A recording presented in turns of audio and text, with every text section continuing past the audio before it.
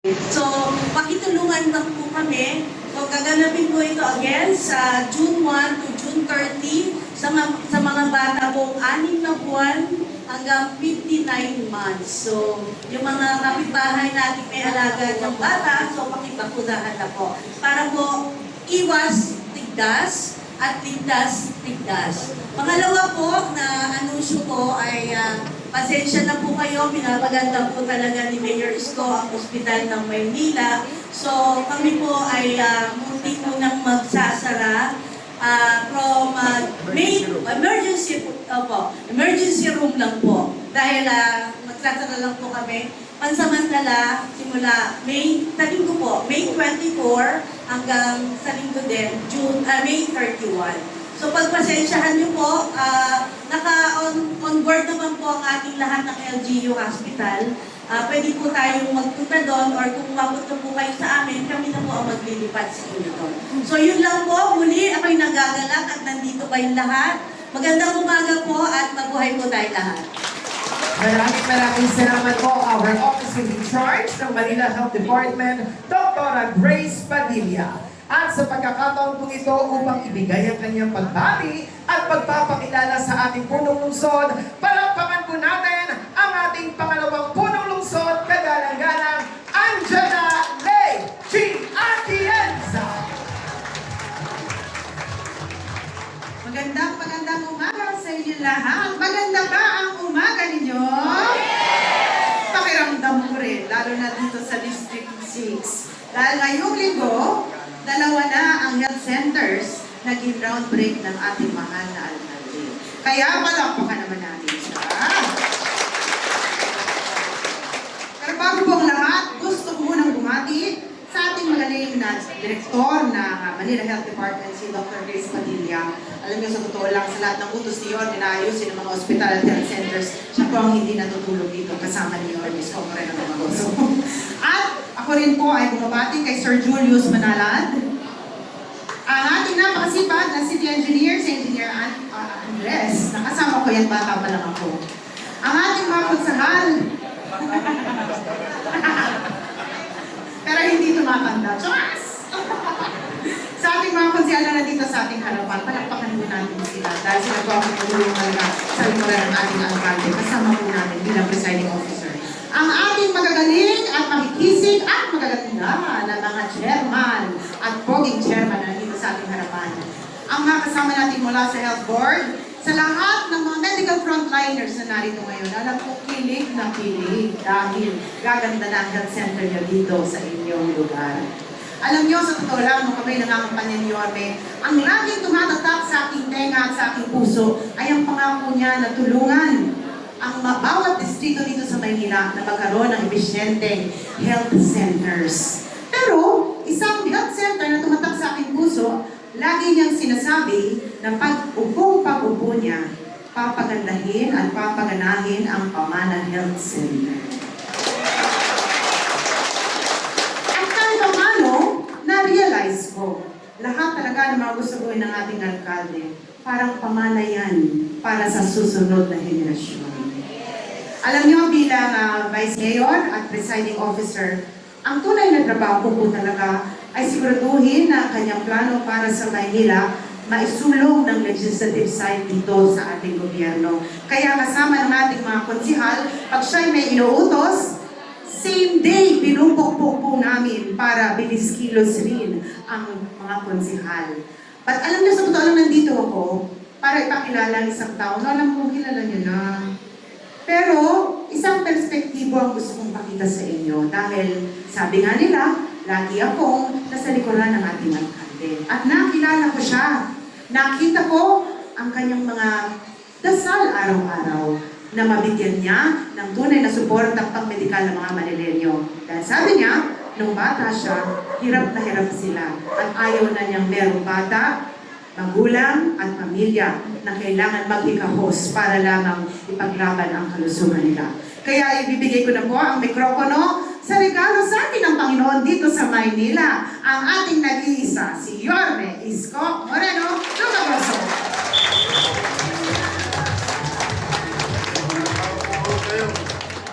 Magandang umaga. mainit at naglalagkit na umaga. Dahil sobrang init.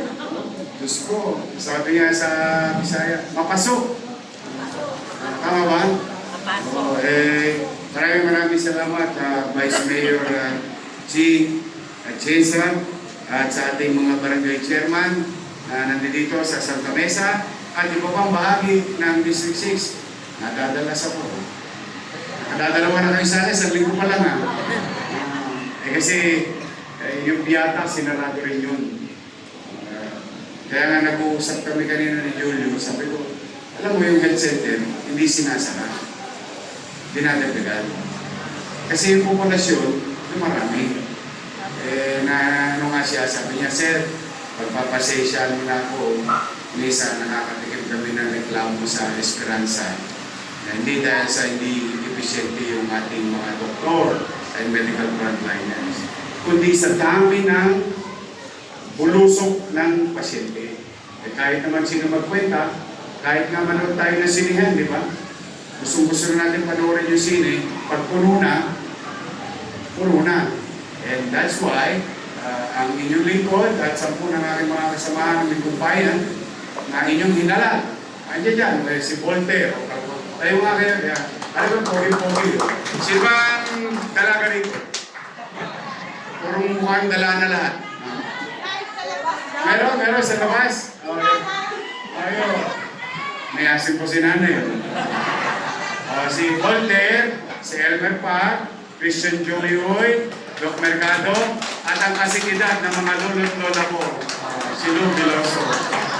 Ayan, yung mga yan, ito daw po yung sinasabi ni Vice Mayor. Habang wala kaming pera, kami gawa ng disenyo, improvement, planning. No? Kaya si Andres, hindi yan mapagkakatulog. Pero bilib ako, no? Bata pa lang si Jing, kilala niya na si Andres. So alam niyo na, matanda na si Andres. Kaya magkababata raw sila. Sapagkat ayaw kong sayangin ang oras. Para pagka nagkataon, choppy na lang ang problema. Kaysa yung nauna yung pera, saka pala mag-iisip ng gagawin. Kaya ang inyong pamalang sa hindi natigil ng kakaplano, at pagka meron na, tira na. And today is the day that the Lord has made. We will rejoice and be glad to Him. Sabay-sabay. This is the day that the Lord has made. Tama na, wala akong alam na pansit sa kasi after nung charismatic nung araw, tinatayo ko yun. Kaya very close sa akin yung kanta. Kasi nung araw, nung atabs ka, di ba may charismatic. Kakantahan na pagkantahan na, susunod nun, chicha na. Pero nasokas yun. Inaabangan namin yung araw. But kidding aside, I think this is the day that the Lord has made, wherein you paid the price for so many years. You were deprived of such healthcare facility. Now, we are happy to inform you all the challenges financially or fiscally ng City of Manila.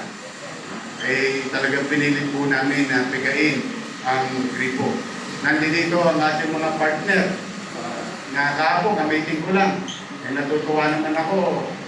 Magandang-maganda ang datingan ng Maynila o pagdating sa PhilHealth. O palakpakan natin ang ating mga taga-PhilHealth. Mga taga-DOH, ang paggawa ng health center at paggawa ng ospital ay hindi po sisimpleng bagay. Kaya po sinasabi ko, wala pang pera, gawin mo na yung plano. Kasi the plan itself will take months and weeks and you have to have it approved sa national government. In this case, DOH, which you are required to acquire PTC. Permit to construct. Ibig sabihin, kung anumang ang disenyo na gagawin dito sa inyong health center ay nababagay sa alituntunin ng pagkakatatag o pagtatatag ng isang health center. So hindi siya minuestra lang, kinukurokis-kurokis lang. It has to have an acceptable plan ayon sa mga regulasyon at espesyalista ng national government. Kaya kami laging nagpagtulungan sa kanila at magabayan kami. Pero sigurado ko, yung pawis nyo ngayon, sa susunod na punta ninyo rito sa December, naka-jacket na kayo. Matagal ko pong gagawin ito. Pasensya na kayo. Ang nagsasabi na dapat, nagsasama na?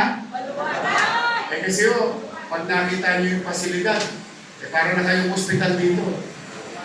I mean, the way I look at it, yung mga ikakarga rito, yung mga bungang, nasa kamay.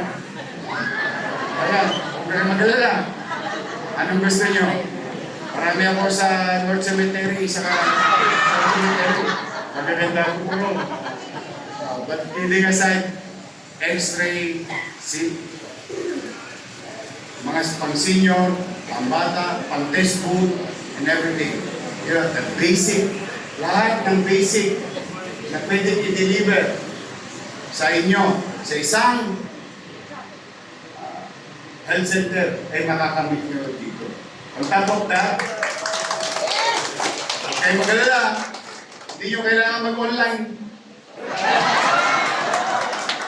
Kasi naalala ko na yung online kasi may matataron. Ano yan? Buti na lang, nabalikan. Wala na yung online. Sabi niya kanina, talaga rin, kapilit ko yung matataron. Pero mo, dati, nag-online ako ng Lunis, kinabukasan, nawala pa yung data ko. No. Kami, sa part namin, yan, sa instituto, yung head natin ng buong district, sa part namin, kami mga nasa frontline, ang kailangan namin gawin is kunin ng data. Hindi kayo para pahirapan. At ang obligasyon namin is sumite sa PhilHealth yung data namin. Hindi sa inyo manggaling ng obligasyon. Kami ang may obligasyon. Kaya, pumanatag kayo. Reformen. Basartan. Kalsika. Ay, pipilitin ko. Katulad ng mga iba na natin ginagawa. Marami na po tayong nireclaim. Binawi. Marami naman tayong binuhay. At marami pa tayong idadagdag na health center sa lungsod ng Maynila.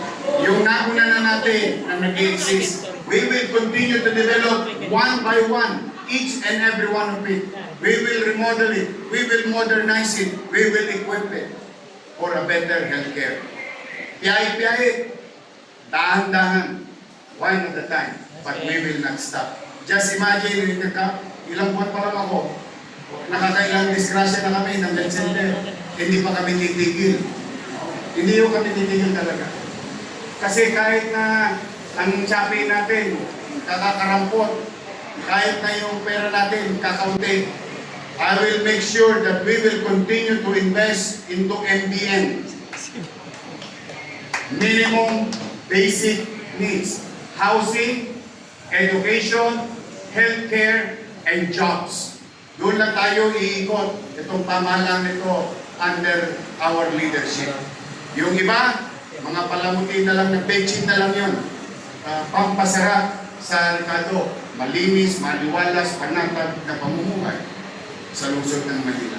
But the basic ingredients para itaas ang antas ng pamumuhay ng tao, siyang aming pupuhunanan. In fact, sino sa inyo maraming minahal? Taas ang kamay. Wala kayo minahal? Kaya pala wala may sakit sa puso sa inyo. Oh, yung mga tao maraming minahal, malamang nagpara-para na ang mga ugat sa puso. Ha? Huwag kayo mag-alala. Oh, kahapon, nag-resume na ulit. We, Manilans, tayo lang, na lokal na pamahalaan na may cat lab sa buong Pilipinas. Ano yung cat lab? Para ba yung sa pusa? Hindi po. O sabihin mo ng Catheterization. ano? Catheterization? O yun na yun. Pero para sa madaling salita, ano po yun?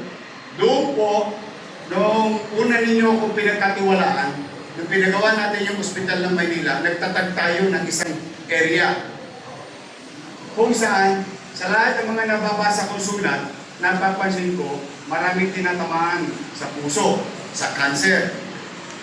Sabi ko, I think it's high time, lagyan nyo yan ng para sa puso. Tapos makipag-coordinate kayo sa heart center, makipag-coordinate kayo sa UP, PGH, Kako. Hindi madaling salita. By tens, multiple tens of millions, ang halaga ng makina, ng laboratory.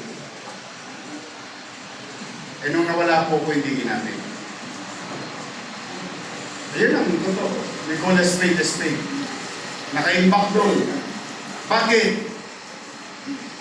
Dahil malaki ang gastos ng pamahalang lungsod sa posibleng isang pasyente. Totoo. Yung gagastusin ng taxpayers' money para sa kanyang mamamayan, napakalaki. Ang termo ko naman, dapat ninyo pinangihinayangan yung gastos sa isang tao na mabuhay lang. Hindi ko mag-gets eh. Sa totoo lang. So hindi ko siya tumakbo. Nung nakabalik ako, salamat sa inyo. Landslide na naman ako sa dampa. I love you.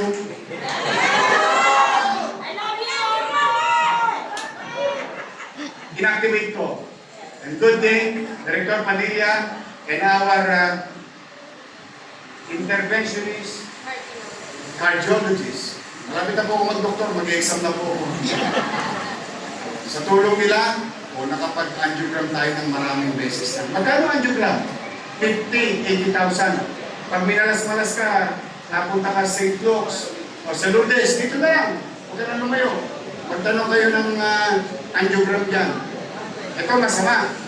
May nakitang para. Parado. Hindi naman pwede si malabanan doon.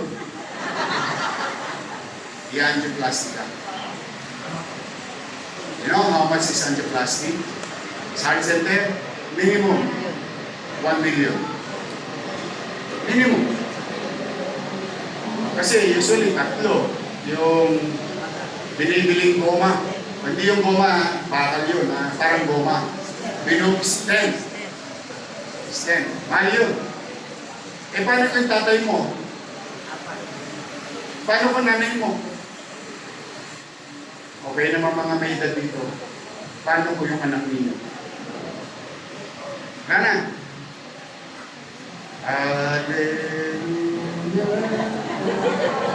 Nana? Why? Because there is no access. But we, as local government unit, and I want you to be proud of it because it's your money. Galing yan sa inyo. Sininok ko lang. Ginastos ko lang sa mga bagay na tingin ko, pag peligro de ora, at least may matatakbuhan yung mutaw. Beriin nyo, nakapag-conduct na tayo ng angioplasty. Nakadalawa na tayo. Buhay! Successful! Kasi it's a life-threatening, but imagine it's a public hospital. Ngayon, nag-resume tayo. Nung yung dalawang pasyente taga Maynila, may bill. May bill na. Pinakita na ng bill ng ospital ng Maynila. A, B, C, D, E, lahat ng ginamit, pati stent. Bill, total, 975,000. Bawat isa. Tanong, sino may 975,000 dito? Patay. Tapos na ang buto-buto. Magkano binayaran ng pasyente? Sa 975,000? Zero. Hindi mo kailangan ng GLGL. Hindi mo na mag-alagala. Nakasingil pa kami sa PhilHealth? Hindi. Okay lang. Why? Talagang gano'n, may particular rules. Pero, the point is, gumastos ba tayo ng pera ng tao? Opo.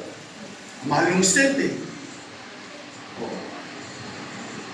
Ang tanong ko ngayon sa inyo, sulit bang gastusan ko ang isang tao na humigit kumulang 1 milyon, mabuhay lang siya? Yes! That's why we are here today. We are going to build something that you deserve better. Better things from your government. Hindi yung may matayo lang, may magawa lang, bagay na dapat magamit at mapakinabangan. Ano ngayon kung manulungan? Ano ngayon kung masisira? Basta nasira, ginamit ng tao, sulit na. Tama mali? Kaysa naman naka-display lang, masabi lang meron. O kahapon, maintenance. Maintenance, inaprobahan namin. Alam to ng ating mga bisita sa DOH saka sa PhilHealth. Kahapon, approval. Appropriating 13 million pesos just to maintain MRI machine. Yung MRI natin na binili, may maintenance yun. Tanong, sulit ba yung 13 million na pera ng tao pa? Sulit. Bakit? Hindi ko naman malalaman paano gagamutin ng isang tao pag hindi na MRI. Pag hindi na CT scan. Tama mali? Mura ba ang MRI? Exactly. Kakain mo na lang. Kaya, ito maraming hindi nakakaintinding tao nito. Pero sa atin, marami na unawaan. Ang isang ina, ang isang ama, may sakit. At siya'y may panggastos na natitira.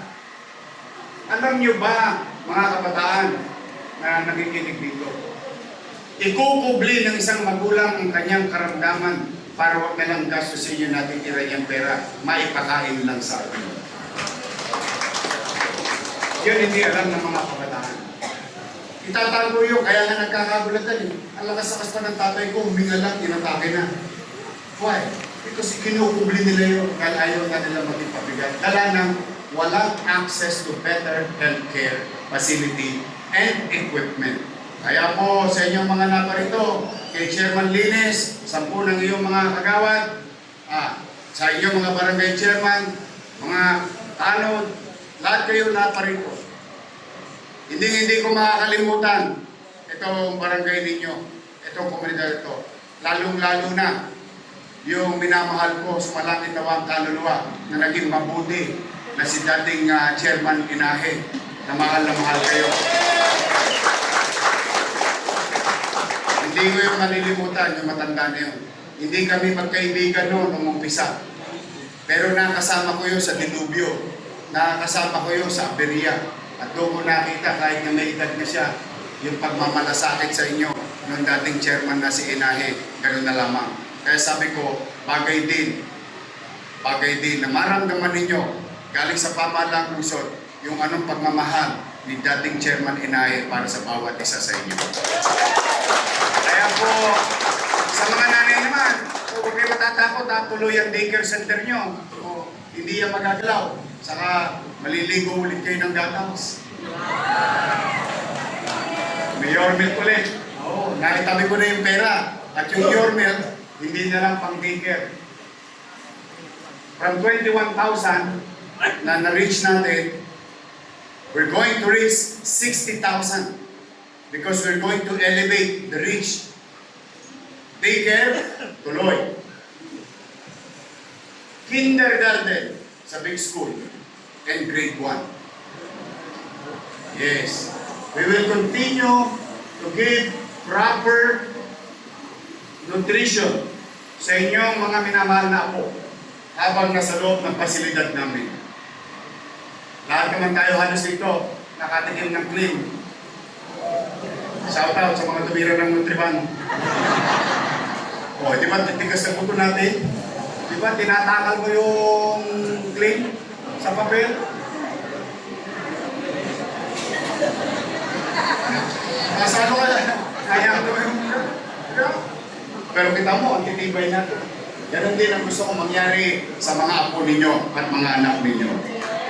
Now, again, this is for you. This will take up to December. But what I believe, when we commit, we will deliver. Sa Pasko, dito tayo mag-Christmas party. Basta, sa mga meron lang akong personal na gustong pasalamatan. Sino na yung doktora dito dati matanda? Franco. Doktora Franco. Gusto ko lang ipaalam sa inyo. Ha? Kasi nakamiting ko yun dati. Sabi niya, Yorme, sana pag nakabalik ka, pwede ba ibalik mo yung Pamana Health Center? Sabi niya sa akin, I have to give it. Ako, gano'n naman ako lagi. I always give credit where it's due.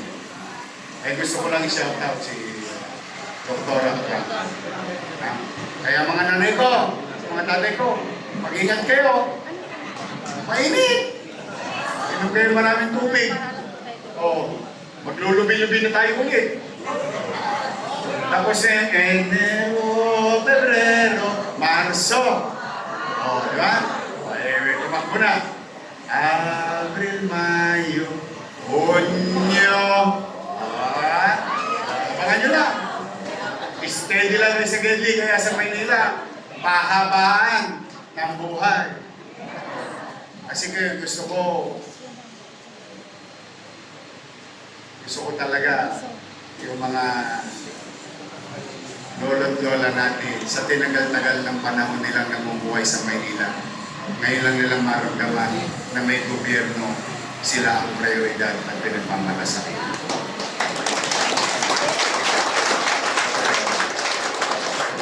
Ngayon man lang, sa hinaba-haba ng biniyahe ninyo, gusto ko, pagdating ng araw, pagpapantay na ang mga paa ninyo,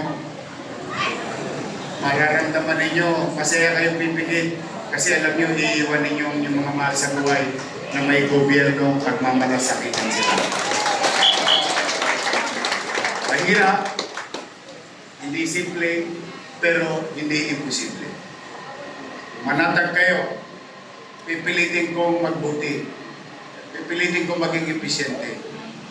Hindi ito perfectong gobyerno. Pati ako, si Jesus lang ang perfect. Pero, tiyak, may gobyerno sa lungsod ng Maynila. Kaya mga nanay, mga tatay, mag-ingat kayo. I love you. Tuloy na tayo. Ha? Really, pag nakita nyo pagkatapos, masasya kayo. Akala nyo may hospital kayo rito. I don't want to exaggerate things, but we'll just deliver. So for the meantime, I'm happy to all barangay officials here, lalo na yung adjacent, pare, sa inyo. At least, sosok pa na lang kayo rito. Maraming makikinig. About 40,000. Cheap. Community alone. About 40,000 individuals.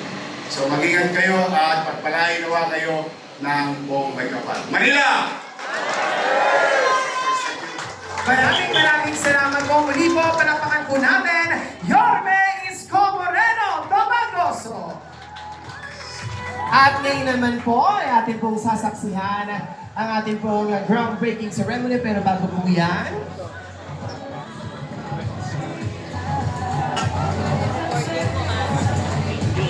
yan ang paglagda sa plano para po tuloy-tuloy na ang ating renovation ng Pamana Health Center.